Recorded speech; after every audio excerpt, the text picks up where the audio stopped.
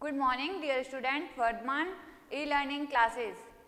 Last time अपन ने पढ़ा था चैप्टर नंबर 10, कुछ उसकी लाइंस पढ़ी थी कि क्लीन सराउंडिंग। क्लीन सराउंडिंग का मीन्स होता है कि जो अपन के सराउंडिंग मीन्स आसपास का जो वातावरण होता है वो क्लीन यानी अपन साफ कैसे रख सकते हैं। जैसे स्कूल है, जैसे कोई अपन फैक्ट्रीज है या फिर और कई जहाँ पे अपन रह रहे हैं वो उसके आसपास के वातावरण को क्लीन कैसे रख सकते हैं, इसके बारे में पढ़ा था। अब भी कुछ लाइनें पढ़ रहे हैं, उसके बाद में मैम आपको और कुछ आगे बताने वाली है।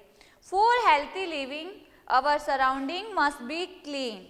स्वस्थ रहने के लिए हमारे आसपास का वातावरण वो कैसा होना चाहिए, क्लीन यानी साफ, एकदम स्वच्छ होना चाहिए।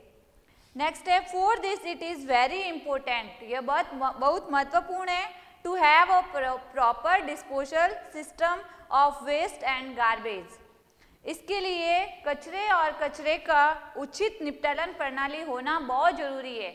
वरना अगर अपन कचरा तो करते ही जा रहे हैं, जैसे आसपास है कई लोग होते हैं कि घरों में कुछ कचरा वगैरह हुआ लेके बाहर फेंक दिया रोड पे या फिर सामने कहीं डाल दिया, मतलब कि उसका वापस अपन निपटान प्रणाली से नहीं करेंगे तो क्या होगा, कचरा बढ़ता ही जाएगा और गंदगी होगी। इसलिए ये बोला है कि डिस्पोजल सिस्टम होता है निपटान प्रणाली। कचरे को जैसे कचरा वहाँ पे डाला है अपन ने, वो भरा, फिर उसका भी वापस लेके जाके कहीं निपटान करके उसको जला के या कैसे भी करके उसका निपटान करते ताकि गंदगी नहीं फैले।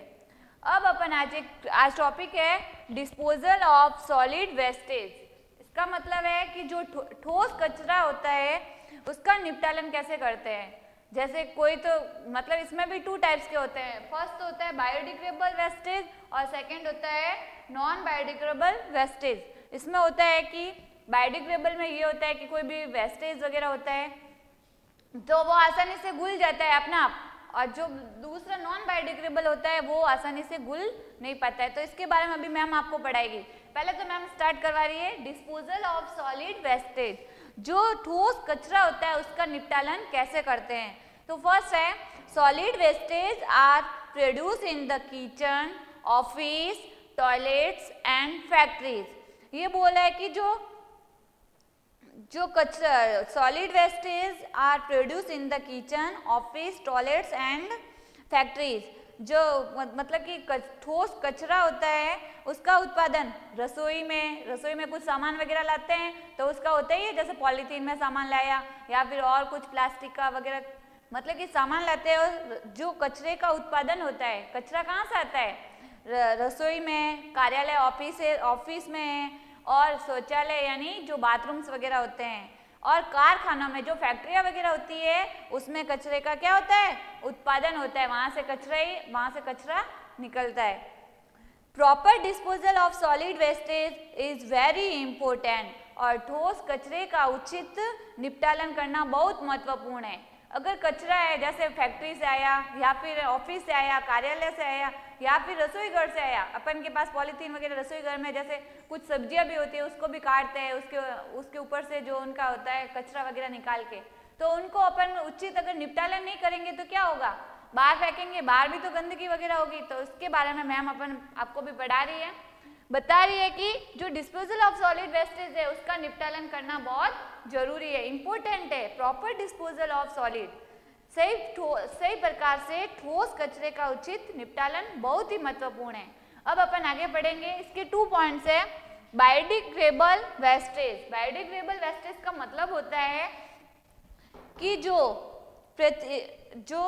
प्राकृतिक रूप से, मतलब कि जो नेचुरली होता है ना, जो उसको प्राकृतिक रूप से पृथ्वी में घुल जाए, जो भी इसमें, जैसे बायोडिग्रेडेबल का मतलब होता है जो ये वाला जो बायोडिग्रेडेबल कचरा होता है वो प्राकृतिक रूप से पृथ्वी में पुनः घुल जाता है।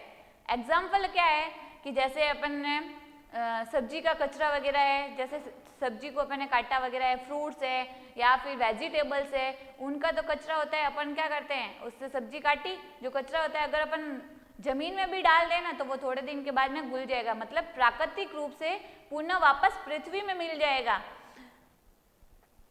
घुल जाता है, तो पर्यावरण को हानि नहीं होती है। जैसे जो एनवायरनमेंट होता है, एनवायरनमेंट को कोई हानि नहीं होती है। जैसे कचरा है, सब्जी का वगैरह कचरा है, वो कचरा अपन ने जमीन में डाला, वो वापस जमीन में घुल मिल गया, तो क्या एनवायरनमेंट को कोई नुकसान होगा? उनको कोई भी हानि नहीं होगी। और जैसे पॉलीथीन है, प्लास्टिक वगैरह है, अगर वो नहीं घुलेगा तो क्या करेंगे? उसको जलाएंगे तो भी जो एनवायरनमेंट होगा वो उसमें पॉल्यूशन वगैरह होगा। इसीलिए जो वो कौन सा है एग्जाम्पल, प्लास्टिक कौन सा है? Non biodegradable wastage.